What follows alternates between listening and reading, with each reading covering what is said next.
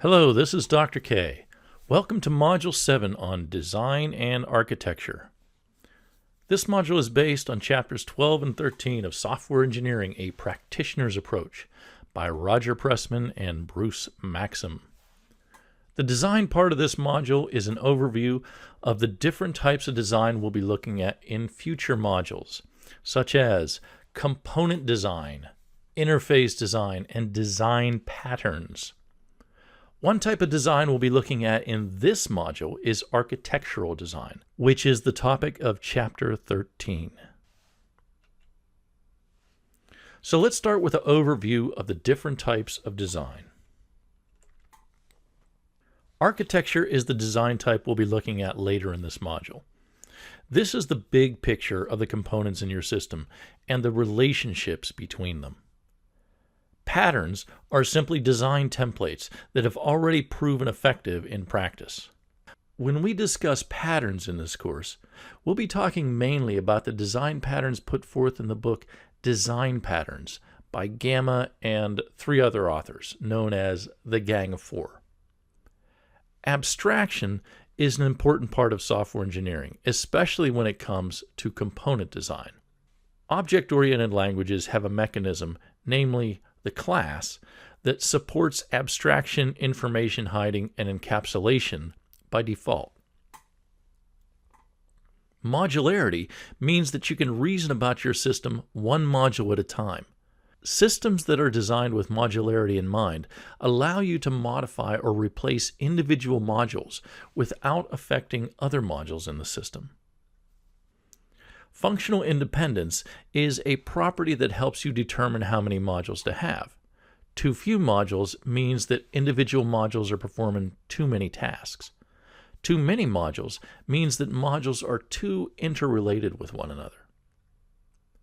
Refinement is the idea that as you move from the analysis model through the design model to the implementation, your components become more and more detailed. And refactoring is the modification of your code that results in a better design without changing the observable behavior. Let's look at each of these in a little bit more detail. First, the architecture. The architecture of a system gives you the big picture of how that system is structured. Specifically, it tells you what components are in the system and how those components interact with one another. A component can be a large subsystem like a database, for example, or it can be as small as a class in an object-oriented language. The architecture can address both functional and non-functional properties. Functional properties indicate how the system behaves. Non-functional properties relate to other things, like security, usability, how maintainable a system is, and how scalable a system is. Patterns were made famous by the book Design Patterns, written by the Gang of 4. We're going to spend quite a bit of time looking at these patterns in a later module. Some researchers have suggested that most design patterns can be broken up into 3 categories: architectural patterns, true mid-level design patterns, and idioms, which are typically specific to a given programming language. Architectural patterns give the big picture organization of the system. Some people would call these architectural styles instead of patterns. We'll look at these in the next video. When we cover design patterns, we'll talk about which ones are true patterns and which ones might be considered idioms. Abstraction, information hiding, and encapsulation are 3 properties that all components in a software system should have. In general, the process of abstraction is the process of extracting the essential details from a component. Essential details are those details that a person needs in order to use the component. The result of the abstraction process is an abstraction or a model. A side effect of abstraction is that the inessential details are hidden from the user. Encapsulation is the process of enclosing items in a container. As an entity, an encapsulation is the enclosure that holds those items. These three properties, abstraction, information hiding, and encapsulation, are something that object-oriented languages claim to support. Okay, I've given you definitions of them, but can you tell me which specific features in Java or any object-oriented language support each of these patterns?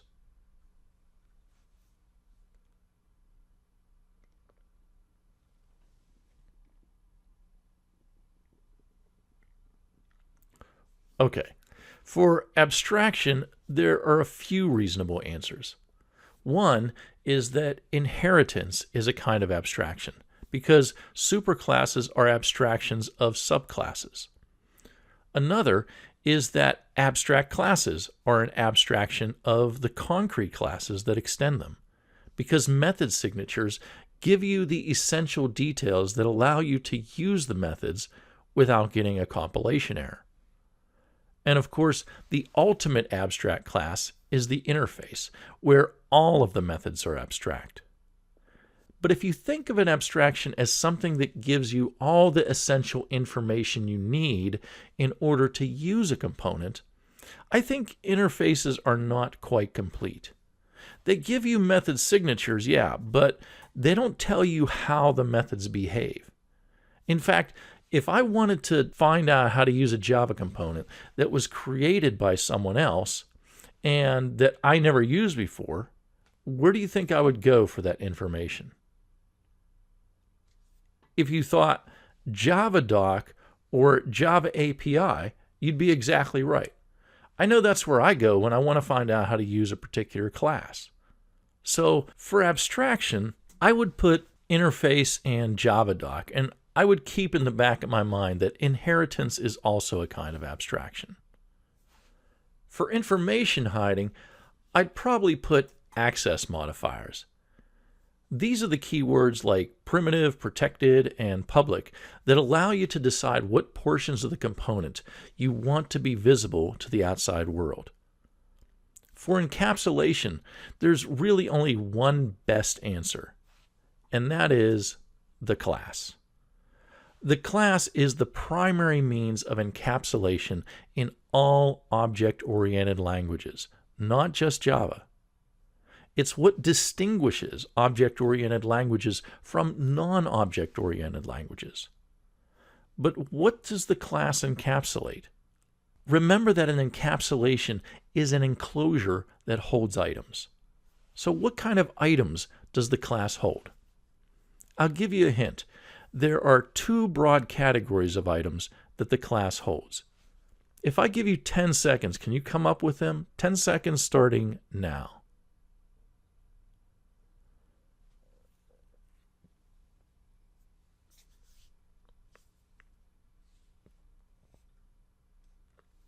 Ready?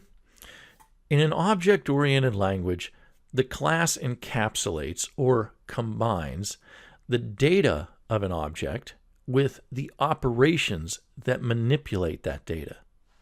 If you said fields and methods, same thing. That's just Java's way of saying data and operations. This is the most important feature that distinguishes object-oriented languages from non-object-oriented languages. In object-oriented languages, data and related operations are combined into a single encapsulation, the class.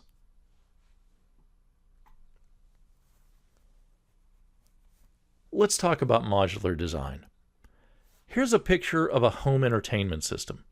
Its design is modular. Take a look at this picture, and I'll give you 10 seconds to name some of the components in this system. 10 seconds starting now.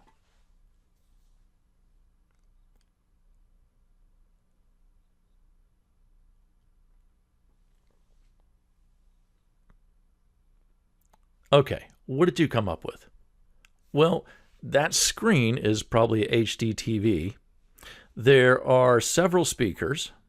No doubt there's some type of DVD player, and or recorder. Maybe it's a Blu-ray player.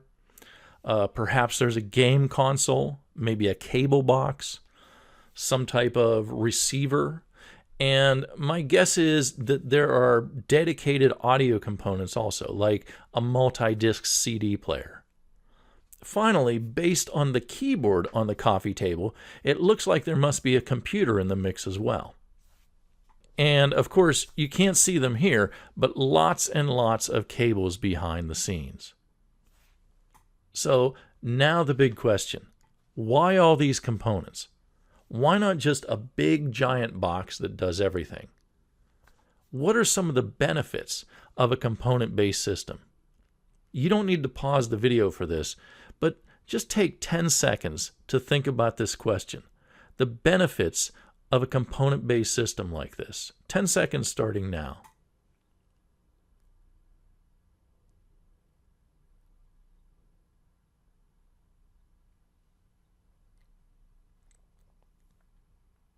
Well, I think one of the biggest benefits here is the ability to replace individual components if you want to upgrade or fix something.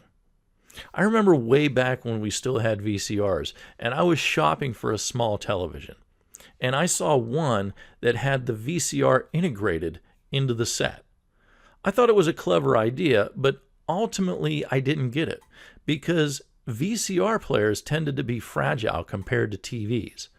I was convinced that the VCR player would break before the TV, and I would be stuck with a small TV with a VCR holder, but not a player, in the bottom. The home entertainment system might be a good example of why a system should have many individual components that each serve a single purpose. But is it possible to have too many components? A lot of software developers would say yes, it is possible. Too many components means that you have to spend a lot of time on integration, which is not a simple task. The idea here is that there's a sweet spot for the number of components. Too few components and your development costs are high. Too many and your integration costs are high. The optimal number is going to be somewhere in the middle. Another way of looking at the balance between too few components and too many components is in terms of cohesion and coupling.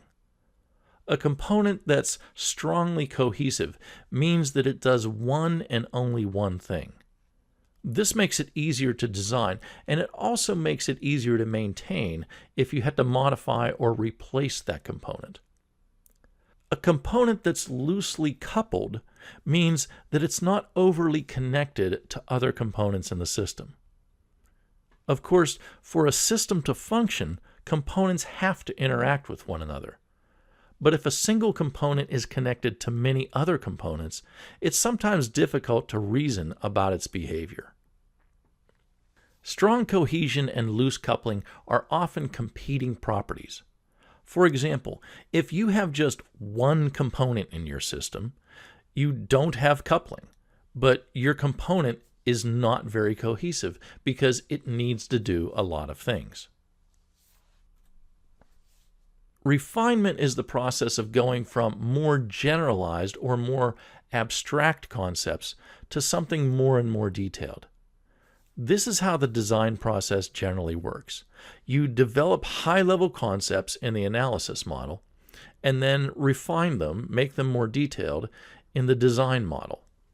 The idea is that once the design model is complete, it should have enough detail in it that programmers can look at the design and implement it in a very straightforward way. In an agile environment, this refinement of design is not really emphasized. Instead, once you have the high-level classes that you derive from requirements analysis, you tend to start the implementation shortly thereafter and refactor to make up for any design shortcomings. In refactoring, you modify the code, not to get better performance, not to fix errors, but to strengthen the internal design and make the code more understandable, more maintainable, and easier to change in the future. Pressman gives a few items that might indicate the code should be refactored. Redundant code is probably the major issue here. If you have redundant code, it usually means that there's a problem with your design. The other items here are a little bit vague. Perhaps the design is unnecessarily complex, or perhaps you need to replace a data structure with one that's more appropriate. Some refactoring books talk about bad smells in your code. After you've programmed for a little while, you start to notice the little warning signals that tell you when it's time to refactor your code. Just as in the analysis model, Pressman gives several design model elements, including data design, which includes databases and data structures, architectural design, interface design, which includes user interfaces, component interfaces, and system interfaces, component design, and deployment elements. The figure on the right indicates how each of the various elements from the analysis model inform the design elements in the pyramid. Now, I'm not 100% convinced regarding the relationships you see here. Most of the connections you see here do seem to be justified. For example, class diagrams that you developed in the analysis model will ultimately help with the system architecture, data structure design, and component design. But sometimes it seems like there should be lines where there aren't any lines. For example, wouldn't a data flow diagram, which is a kind of flow-oriented element, help you with data design, which is comprised of database design and data structure design? I would think so. In this figure, Pressman's a little bit more specific about how the work products in the analysis model evolve into the specific elements of the design model. The level of abstraction is relatively high for the analysis model, and it's relatively low for the design model. The process of refinement goes from analysis to design, which means it goes from something highly abstract to something more detailed. A lot of UML diagrams appear in both the analysis model and the design model, and they're simply more detailed when they're in the design model. One UML diagram that's specific to the design model is the deployment diagram, which simply tells you which pieces of software are on what computers in a distributed environment. And that's it for the design engineering portion of this video. In the next video, we'll start talking about architectural design. I'll see you there.